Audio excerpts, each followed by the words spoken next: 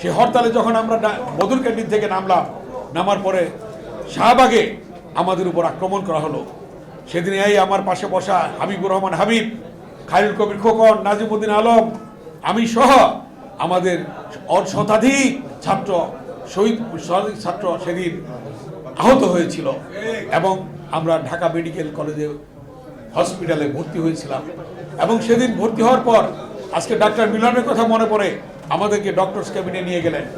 আমরা সেখানে চিকিৎসা নিয়ে আবার শহীদ মিনারে এসে শপথ করলাম এরশাদকে 16ই ডিসেম্বর আমরা পালন করতে দেব না। সেই শপথ গ্রহণ করে দেশনেত্রী বেগম খালেদা জিয়া সেদিন আমাদের কাছে মেসেজ পাঠাতেন। দেশনেত্রী বেগম খালেদা জিয়াকে গ্রেফতার করা হলো। গ্রেফতার করার পর আমরা কিভাবে মেসেজ পাবো, কি করব, মানে কোনোভাবেই আমরা সংবাদ পাচ্ছি না। আমরা তখন দেখলাম যে আজকের বিএনপির ভারপ্রাপ্ত চেয়ারম্যান দেশনায়ক তারেক রহমান জসিমউদ্দিন হলে এসে আমাদেরকে মেসেজ দিতেন, আমাদের মিছিলে শরিক হয়েছিলেন, আমাদের মিছিলে তিনি অংশগ্রহণ করেছিলেন এবং দেশনেত্রী বেগম খালেদা জিয়ার বিভিন্ন মেসেজ চিরকুটের মাধ্যমে আমাদেরকে দিতেন এবং আনুষঙ্গিক যা যা প্রয়োজন সেই বিষয়গুলি আমাদেরকে জানাতেন, আমাদেরকে দিতেন দেশনেত্রী বেগম খালেদা জিয়া তারেক রহমানের মাধ্যমে। তারেক রহমান সেদিন এ বিষয়গুলি যখন দেখতেছিলেন, এমনি সময়ে বাসা ঘেরাও করে এরশাদ তারেক রহমানের উপর আক্রমণ করা হলো। তারেক রহমানের পিঠে বেদম প্রহার করা হয়েছিল, রক্তাক্ত হয়েছিল। সেদিন আমরা প্রেস ক্লাবের সামনে, বিএমএর প্রেসিডেন্ট সভাপতি ছিলেন ডাক্তার প্রফেসর মাজেদ, সেদিনকার সুপ্রিম কোর্ট বার অ্যাসোসিয়েশনের সভাপতি ছিলেন শামসুল হক চৌধুরী, সেদিন প্রেস ক্লাবের বিবিসির আতাউসামাদ, ভয়েস অফ আমেরিকার গিয়াস কামাল চৌধুরী সহ সাংবাদিক নেতৃবৃন্দ সহ সকল পেশাজীবী নিয়ে প্রেস ক্লাবে আমরা সমাবেশ করছিলাম। এমনি সময় সেদিনকার ফটোগ্রাফার আজকে নেই, লুৎফর রহমান বেনু সেদিন 11টি ছবি এনে দিলেন।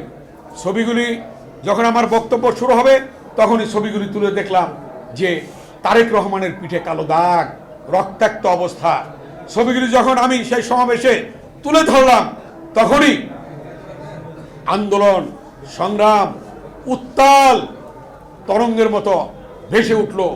সকলের মধ্যে জাগরণ সৃষ্টি হলো যে এই মুহূর্তে আমরা মিছিল বের করব। সেখান থেকে মিছিল বের হলো, আল্লাহ ভবন ঘেরাও হলো এবং সে আল্লাহ ভবনে আগুন ধরিয়ে দেওয়া হলো। সারা দেশ উত্তপ্ত হলো, আন্দোলন ছড়িয়ে পড়লো। সেদিন তারেক রহমানের উপর আক্রমণ করার কারণেই সেটা হয়েছিল এবং আক্রোশ ছিল এর সাথে যে বেগম খালেদা জিয়ার মেসেজগুলি যে পৌঁছে দিচ্ছে তার জন্যে এবং সে অংশগ্রহণ করছে তার জন্য তার উপর আক্রমণ করা হয়েছিল। তাই আজকে ভাইরা আমরা বলতে চাই, সেই আন্দোলনে সেদিন দেশনেত্রী বেগম খালেদা জিয়ার নেতৃত্বেই সেদিন আমরা গণতন্ত্র উদ্ধার করেছিলাম। যে কথাটি বলেছে হাবিবুর রহমান হাবিব, যে সেদিন গণতন্ত্র উদ্ধার হয়েছিল এবং এর পরবর্তীতে আবার গণতন্ত্রের গলা চিপে ধরেছিল এবং সেদিন গণতন্ত্র হরণ করেছিল। সেই শেখ হাসিনা ক্ষমতায় এসে আবার দীর্ঘ 16টি বছর তারেক রহমানের নেতৃত্বে আন্দোলন শুরু হলো।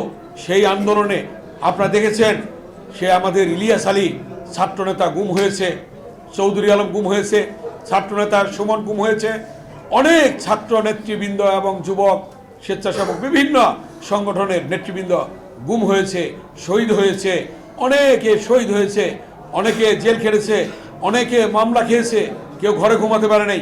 এই দীর্ঘ 16 বছরের আন্দোলনের পরিসমাপ্তির কথা সুদূর প্রসারী চিন্তা করে বলেছিলেন তারেক রহমান, দেশ যাবে কোন পথে, ফয়সালা হবে রাজপথে। সেই ফয়সালাটা কিন্তু রাজপথে হয়েছিল তারেক রহমানের বক্তব্য অনুযায়ী এবং সেই ফয়সালা হয়েছিল ছাত্র জনতার আন্দোলনের মধ্য দিয়ে এবং সকল রাজনৈতিক দলের নেতৃবৃন্দ যারা আন্দোলনে ছিল তাদের রাজপথে অংশগ্রহণের মধ্য দিয়ে এবং হাজার হাজার ছাত্র জনতার শহীদের রক্তের বিনিময়ে আমরা আবার পেলাম গণতন্ত্র, পুনরুদ্ধার হলো।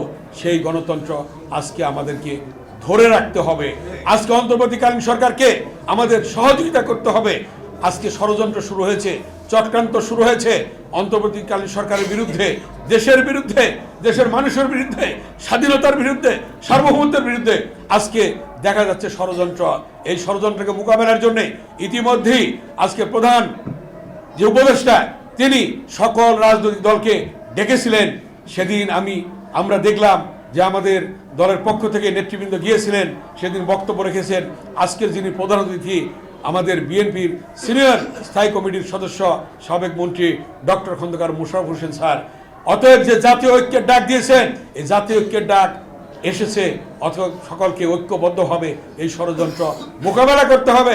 এবং বিএনপির ভারপ্রাপ্ত চেয়ারম্যান দেশনায়ক তারেক রহমান যে কথাটি বলেছেন যে ৩১ দফা, সেই ৩১ দফার মধ্যে আছে যে নির্বাচনের পরে বিএনপি ক্ষমতায় আসলে, আল্লাহ তাআলা ক্ষমতায় আনলে জাতীয় সরকার গঠন হবে। সেই জাতীয় সরকারের পথ আজকে সামনে এগিয়ে যাচ্ছে, নির্বাচন হবে, সেই নির্বাচনের মধ্য দিয়ে বিএনপি ক্ষমতায় আসলে জাতীয় সরকার গঠন হবে। এটাও দেশনায়ক তারেক রহমান বলেছেন ৩১ দফার মধ্যে। তাই আমি আমার বক্তব্য দীর্ঘায়িত না করে সেদিনের যে আন্দোলন, ৯০-এর যে আন্দোলন, সেই আন্দোলনে আমরা যার কাছ থেকে দেশনেত্রী বেগম খালেদা জিয়ার পক্ষ থেকে বিভিন্ন কর্মসূচি আমরা পেয়েছি, সেই নেতা আজকের প্রধান অতিথি ডক্টর খন্দকার মোশাররফ হোসেন স্যার। অতএব আজকেও সেই ডক্টর খন্দকার মোশাররফ হোসেন স্যার দেশনায়ক তারেক রহমানের নেতৃত্বে তিনি নেতৃত্ব দিচ্ছেন। আমাদের বিএনপির মহাসচিব নেতৃত্ব দিচ্ছেন, বিএনপির নেতৃবৃন্দ নেতৃত্ব দিচ্ছেন। এই নেতৃত্বের মধ্য দিয়ে আগামী দিনে এই গণতন্ত্র আবার চলতে থাকবে, দেশ পরিচালিত হবে এবং দেশের মানুষ শান্তিতে বসবাস করবে, জনগণের আকাঙ্ক্ষা অনুযায়ী সরকার গঠন হবে। এটাই হোক আজকের এই গণতন্ত্র দিবসে আমাদের প্রত্যয়, আমাদের শপথ।